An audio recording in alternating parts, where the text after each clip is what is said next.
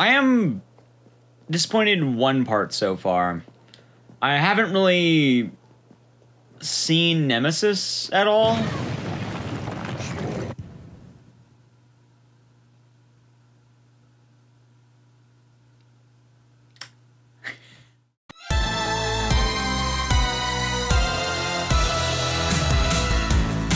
Welcome to the 16th part of our 461,000 part series, better known as Speedrunner, Horror Month. Today, we'll learn more about Ecdycis. Aside from being an informative and entertaining world-class streamer, Edysus is almost certainly the most prolific horror speedrunner in the world, with over 80 games to his name in a staggering number of categories. A quick note before we get started, if you're a speedrunner yourself and you're interested in being featured in this series, hit me up on Discord or simply let me know in the comments below. Ecdycis is a 26-year-old full-time streamer from Los Angeles, California. When he's not discovering more horror games to speed through, you can find him online in multiplayer games, collecting records, or playing the bass guitar. But before we go any deeper, I just had to ask what exactly led to him choosing the name Ecdycis. I got the name Ecdysus from an artist I enjoy listening to that goes by the name of Miho Hattori. She released an album of the same name, Ecdysus, or Ecdycis, which is the actual word, and I ended up using my spelling of the word when I realized some guy already took all of the names of the SIS instead of the CIS. And at this point, it's kind of stuck to me. I like the word because after looking it up, it essentially means change. It is metamorphosis in a sense. It's a process cicadas go through where they kind of molt the old shell and get their brand new shell, and it's kind of like emerging into the new world and all that. Ah, the fresh air feels good. Stop doing that! So I thought it was really cool and it resonated with me. His intro to streaming took some trial and error, but Ecdycis managed to find his calling before too long. I don't feel like it was something I really got into until about 2018 as a consistent thing, but back in college I played a lot of League of Legends, and as well I worked an IT job, and a bunch of IT guys, we like watching Twitch. Whenever Twitch Plays Pokemon was the thing, that really kind of blew up and everyone was aware of Twitch, and then once the hype died down a little bit, I kind of realized, hey, more and more, maybe I can play League on this, and I actually tried streaming under a platform of a different name. But fast forward until about 2016 or so, and I would try streaming a few times, but it never really went well because I lived in a hallway, and I have a room, which is much nicer. 2016, I tried doing something, life got in the way. 2017, I can stream maybe once a month, once every 3 weeks, and it'd always be like some random game. I kind of felt like speedrunning around that time. I kind of always say on my channel that I started speedrunning in 2017, but I started streaming in 2018. I'd go like Clock Tower, I'd go to Sound of Homecoming, I'd go to Mad Father. It wasn't really anything cohesive. It wasn't like, oh, I'm gonna do Resident Evil 3 every day. I'm not gonna be doing Silent Hill every day. I always kind of just jumped around to what I felt was fun. And in 2018, I kind of got a little calendar, would write down the games I would play. I'd stream 5 days a week or so, maybe more, but I would just kind of learn a new game every week, and it was a lot of variety in just doing that. But sticking to that schedule has kind of built a routine in my life where it's quite nice. But before one can speedrun themselves, it follows that they probably watched a run or two first, and Ecdycis will never forget the first runner he watched. I don't actually remember the runner, but one of the guys I worked with, he would go turn on Bloodborne speedrunning. Right when Bloodborne came out, I just started watching them, and then I was like, hey, I wonder if there's any other speedrunning stuff. And later on, I would find some Super Mario Sunshine runners and Crash Bandicoot runners, and a lot of games from my childhood. Yeah, for the first runners that I really remember, Dutch J, who streams every now and again, but I don't think he streams that often these days. To my knowledge, he was a top 10 Super Mario Sunshine runner, and he would do it all the time. He was partnered, and for some reason, like, I couldn't watch a lot of Mario runners, but I stuck with him for a while. I still followed on my my Twitch following list, and he's still like all the way at the bottom of the top, wherever the oldest is. I always read, hey, you gotta pick a game you like, because you don't pick a game you like, you'll go insane. So I picked 5 games I liked. I tried actually doing Super Mario Sunshine back in 2017. Like, I tried it on an emulator, I picked my controller, and everything felt so awkward to me. I don't remember it being that hard. I was like, this ain't for me. Afterward, I tried doing BioShock. I had my HD edition installed. I tried doing it. I couldn't do a single trick. I was like, how do they do these? And I thought it was too hard for me. So I was like, I'm not gonna do that. I tried speedrunning Yu-Gi-Oh! Forbidden Memories, and then they had this like table where like you'd push a button and then it would show you how many of the cards you got. I couldn't get it working, so I was like, I'm not gonna do that. But then I remembered I would play horror games in high school with some of my buddies, and one of the games that we loved playing was Clock Tower for the PlayStation 1, also known as Clock Tower 2. I looked at the run length, it was like an hour, I was like, I don't think I have that much time to stream. So we also played Clock Tower SNES, and there were more runners. It was a much shorter run time. Instead of being 1 hour, it was like 15 minutes at the time for world record. So I tried doing it, and it really just kind of stuck with me. As the first game Ecdycis ran seriously, it's no surprise that his first world record came shortly thereafter. It was actually the Clock Tower one I got, and I got the world record after, I want to say, about a month or so of practicing. I would practice offline, I would try learning all the strats, I sat down with the run, I watched it, I did every trick I could, and I just went like, alright, what do I do here, how do I do it? And I think the first run I cranked out after that was like an 18-minute run. At the time, the world record was 15 minutes and 24 seconds, held by a guy named Crazy Berserker, and Crazy Berserker was like the guy, like he was the Clock Tower god. He had world record in every single category, and it was wild. I remember it took me about a month, but I was able to beat him. I ended up getting a 15-12 3 years ago. I just felt ecstatic. I felt amazing. I was like, I actually did it. I grinded for a month, and that was my first speedrun world record. 15-12, that's a new world record. That's number 1. But more importantly, the thing that really kind of resonated was the hunger, I suppose, of the wanting to get better and better times. Because what happened was, I got world record in S ending, and then I got world record in A ending, and then B ending, and then C ending, and I got 10 out of 10 world records in the Clock Tower. I got all of them. After that, we actually found new tech, and a lot was actually able to stem from that. One of the guys on there, and nowadays he goes by THK, he ended up looking up Ecdycis, and apparently they discovered a lot of the stuff I already was doing, and even new stuff, which saved minutes. So just by me being in that Clock Tower community, we ended up going from a 15-24 world record down to the current 12-11. And that's over 3 minutes of time saved in a 15-minute game, and it's been wild. The game has kind of evolved a lot, so whenever I kind of think about my first world record and my first run, it really does just boil down the Clock Tower. Between his channel art and emotes, you might think that Clock Tower was his only focus, but Ecdycis has climbed to the top of plenty of other games, 2 of which he's particularly proud of. My proudest achievement and my proudest run has to be Dead Rising time skip. In 2018, when I started really streaming, Dead Rising was the first game I picked up and learned, and I've been grinding Dead Rising ever since. I would never do daily grinds. Daily grinds would be kind of wild for me, but Dead Rising time skip, I ended up getting way after. I think I got it this year, in fact, and it was just kind of amazing being able to get that world record. I think I have over 1,000 attempts in that game, which, me running so many games, I run over 80 of them these days. I think I'm over 85, actually. I need to recount that. But even though I have plenty of world records, none of them felt as significant as that one. Please. There it is! We got it! Hold on, we got it, right? That's a new fucking world record. Oh my god! I've been working so hard on this game. There was one other world record, though, I do want to talk about, and it's from a game called Little Nightmares. The world record holder was a person named Eliciment Chip. They're an amazing streamer, amazing runner, but they were the absolute champion of Little Nightmares. They had a 40, and when I joined in, every other runner, like top 2 onward, didn't even break 43. They were that far ahead in this game. They had that passion, they had that drive. There was this little competition that happened where I ended up just working. I got sub 43, and then I got sub 42, got sub 41. Once I got sub 41, they actually got a 39. I actually started doing this game almost daily, I think around the March of that year, and I just got world record one day. I got a god run, I beat it by 3 seconds. The support IGT was enabled as well, and I was the first person to surpass them, and that was probably in my top, like, hey, I did it.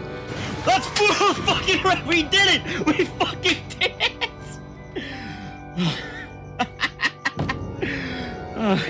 Like, personally, I'm not a big fan of world record culture. It's great to get them, but I don't really care to lose them. And not less than 3 days later, I ended up getting beat by a whole nother runner. It was another dude named Parhelion, who became actually, I think, one of the best runners of this game. And they were just amazing, and they beat me 3 days afterward. Ecdycis has presented at Games Done Quick multiple times in the last few years, and in doing so, he feels like he became a true peer among runners he once looked up to. My first one was GDQX in 2018. I got in Silent Hill 2. I feel pretty proud of that one because for some reason in that year, no one thought to submit Silent Hill 2. But in this 2018, I was quickly a growing runner, and I had a run at a marathon called Shots Fired that I felt particularly good about. So I was like, you know what? I'm gonna submit to GDQX. And to my surprise, I actually got accepted, and it was like the thing that kind of put me on the map in a sense. Like I went from, you know, doing my own thing, my own corner of the map, until people knew who I was roughly. Like, I remember the moment I got that acceptance, and all, like, the bigger horror speedrunners at the time, they would, like, you know, message me on Twitter. I kind of felt like they actually took notice of what I was at that point. And that Silent Hill 2 run actually kind of really inspired me to keep going. I just pretty much asked runners I knew who would both be there and play the game, and people I watched. Like, I remember watching Kat pretty actively back in that day, so she was on the couch. I remember Techie, he did the run a couple years ago, so he was there. Maxie's been a veteran of Silent Hill 2, so he was on the couch. And I guess being more on an equal footing was kind of a trip to me in that first sense. I'm kind of like, I'm a runner. I'm actually a speedrunner. I'm like what they are. They run games, I run games, and it's like that. Afterward, though, I think the best marathon run I've ever done is Nightcry at AGDQ. And it really just kind of hit the nail on the head. Everything went perfectly. One, the marathon was actually running super late. Originally, I was to be going on at, like, I think 5 a.m. They ended up putting me on at, like, 10 a.m. noon. And then as well, just the nature of the game, my passion for the game. Like, I love Nightcry. I have a kind of a fondness for terrible games, and admittedly it is. Overall, the run was also just a blast to do. Like, having Maxie back on the couch, always a good time. He's become a great friend in the, you know, that kind of community. Starwin, great friend. Ms. Moonshine's always great. She does a lot of my art, so just really nothing could have gone better for that. The reception from that run was kind of ridiculous. I wasn't expecting as much positive feedback. I found out that apparently the run doubled my follow count overnight, or not even overnight, within the minutes. And that was kind of ridiculous to me. Like, being able to just have that from one run was like, Jesus.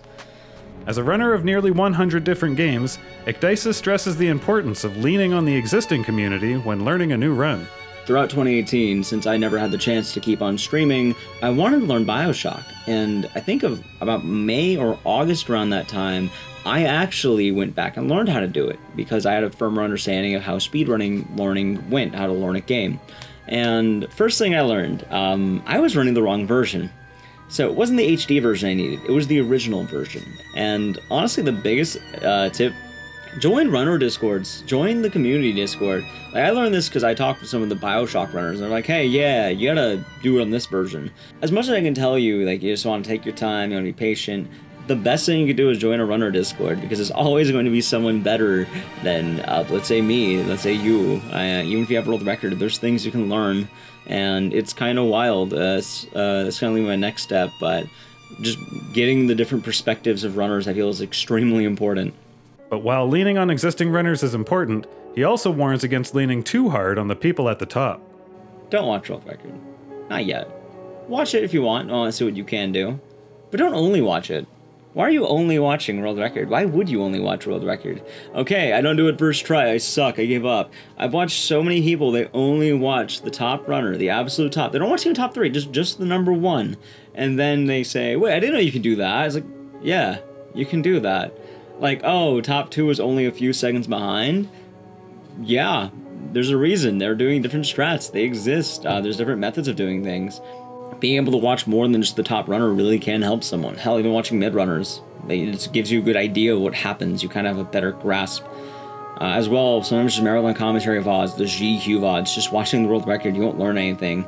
On most of my world record VODs, I talk about orphan meat, I talk about, like, you know, ding-dongs, I talk about food, I talk about whatever comes to my mind. I don't actually talk about the game a lot of the times in that. I have specific VODs for that, and many other streamers do as well. Imitation is the sincerest form of flattery, they say, and while there's some truth to that, Ecdycis insists that in order to cultivate an audience, streamers need to embrace what's unique to them, while learning how to also go with the flow. A lot of people want to do other people's streams, if that makes sense. A lot of people want to be someone else. They don't want to be themselves. So they do a popular game. They do a game maybe their idol does. And then when it doesn't land exactly the same, they're surprised, they're shocked. I'm not saying don't follow your idols. I'm saying the opposite. I'm saying do what you like. Don't do something just because it's popular. I think you'll hear this a lot, in fact. I actually tried streaming League because I enjoyed it, but I figured I'm not good at League. I mean, I don't like streaming it as much as I like streaming horror games. So when I streamed horror games, even when I started, I was getting like 5, 10 viewers, and this is like in my once every 3 weeks, and my once a month streams, people would actually come watch me do these weird niche games. I don't particularly think at the time Sonal Homecoming or Mad Father were popular. A lot of these games are just because I wanted to do them, and I know a lot of new runners do these things as well, and they find either varying amounts of success, and it really depends. I think the most important thing though is finding something that you personally can own. And sometimes you might not always have it be what you think it is. I thought I can play music. I actually really love playing the bass, and then I realized, hey, I'm not that good at this. I'm okay at it. I don't think I have the chops to kind of keep pursuing that. I tried playing League. I wasn't extremely good at it. I was okay, but not good enough to be at the, the top. So I think finding your own comfort, your own niche, your own style is important. Early inspiration for Ecdycis didn't come in the form of a horror game that he'd like to run, but instead in the attitude and culture that he wanted to bring to his broadcast. I was inspired by a guy named Chris Marks, who did Crash Bandicoot at the time. The guy had an infectiously positive personality, and I actually modeled a lot of my own streaming styles after that, and I noticed what he would do during his streams. I noticed how he would interact with people, and I watched him blow up. It's not just a show, it's a community. You make it comforting. You want to be welcoming. I try to talk to everyone now. I try to make sure I always do that because I remembered how he made me feel. When I went to TwitchCon in 2017, I actually was able to meet him, and he was a blast. He was a great guy, and I felt like a friend even. I felt like he actually talked to me, and it's wild because you don't get that a lot. His family has always been supportive, but Ecdycis ensured they would have reason to be. Not one to carelessly jump into a risky career, he thoroughly prepared for his transition into full-time streaming. Get the fuck out of the way! So I don't ever actually mention it's specifically speedrunning because I don't like explaining super nerdy concepts, but I just mentioned I stream horror games, and they're kind of aware I play horror games fast and like being competitive in them, and I always use the word, it's competitive horror gaming. Originally, my brother actually did the full-time streaming thing earlier than I did because he wanted to kind of figure out what he did, and he did amazingly well. I remember I kind of pushed him into that. I didn't guide him really. I didn't teach him anything. Everything he did for his own success is all his own, and I'm always very proud of that. But after my brother was able to be as successful as he is in full-time streaming, they realized, hey, I guess, yeah, go for it, sure. And they're pretty okay with it. They're actually pretty encouraging, and they've always been encouraging, which is a nice thing. And I kind of just came with a plan. I mentioned, hey, this is my plan. I'm doing this. If this doesn't happen, I'll go back to IT. Keep in mind as well, at this point, I worked my full-time job for about 3.5 years. I paid off all my student loan debts. I had no bills. I made savings. I was generally pretty responsible with all my stuff, so it all worked out. And his organization doesn't stop at the financials. Ecdycis enjoys the structure that comes from planning each one of his streams as well. Streaming is essentially the full-time gig at this point. I don't really call it a job too much because it's fun, but I always kind of have to be thinking of new things, even when I'm not streaming. Beginning of the week, I'm thinking, hey, what am I doing this week? What's the game plan? I don't like just willy-nilly on the fly deciding. I've never been that guy. I don't like, I'm feeling like Sonal 2 today. Maybe RE3. No, I like, okay. Monday, I'm doing Siren. Tuesday, I'm doing Silent Hill 1. Wednesday, I'm doing Clock Tower. Thursday, I'm having community voting. Sunday, I'm doing something special. I always plan way ahead, and I even write down a lot of my stuff. I have a little calendar full of like days and what game I would do. These days it's kind of a lot easier to do it digitally, so it's not too bad, but I still have written calendars that I kind of update every once a month or something. Just kind of write it all in, just keep tabs as a sweet little memory. A consummate professional, an extensive catalog of runs, and a warm and welcoming community are just a few things that account for this runner's recent rise. I personally find inspiration in his beginnings. While many like to cite lack of equipment or lack of ideal conditions as a reason to procrastinate doing what they love, Ecdycis shows that there's only really one thing you need in order to begin broadcasting. I still live with family. I love my family. It's very tight-knit. But for 10 years, I lived in a hallway. I slept in a hallway, no doors. So you can kind of see the issues and challenges that streaming would kind of give that. So I ended up in 2018 carving a space out in my garage, and then that would then allow me to go outside and have no background noise except for the little crickets that would be going on through the night. It would also be very cold, so a lot of my earlier VODs have been wearing flannel, but it also kind of given me that motivation and that drive that this has always been a thing I want to do. It's not a thing I have to do, it's a thing I want to do, and it's always fun. I feel like one of the biggest issues with a lot of streamers and a lot of people starting streaming is they immediately expect success. No, you don't get that. It's not it's an everyday thing. It's not one and done. It's not one big event. A lot of streaming is luck, and if you don't have luck, you're putting in hard work. It's going to be, you're not going to always be having chat going every night. Sometimes you'll be streaming to an empty room. A lot of streamers I know will mention that when they started streaming, they'll kind of have their phone open with their Twitch, and then they would kind of get over that little 3-viewer hump. But yeah, ultimately, I think the biggest thing I'd give for advice is you have to have the motivation to turn it on every day. Turning it on really is the hardest part. If you have a webcam, you're good. You don't even need that. If you have a OBS, you have a computer that can stream, you're good. The only thing you really have to do is have something you're passionate about and have something as well that lets you want to do it. Which I know for a lot of people, hitting go live, hitting start streaming is the hardest part. It's not wanting to take the day off. It's not wanting to, I mean, sometimes you're allowed to take days off. Everyone can. But it's you have to be able to just go. Before we go, I'd like to give a huge shout out to Ecdycis for taking the time to answer the questions for this feature. You can find links to his YouTube, Twitch channel, and Twitter in the description below. Don't forget to give him a follow. I hope you enjoyed today's Better Know a Speedrunner. If you did, please consider giving it a thumbs up. As usual, I'd love any and all feedback you may have, so just leave it in the comments below. Finally, special thanks to our super generous Patreon supporters, Totally Not a Mimic, and Happy Code Monkey. And if you made it this far, thanks so much for watching, and we'll catch you on the next run.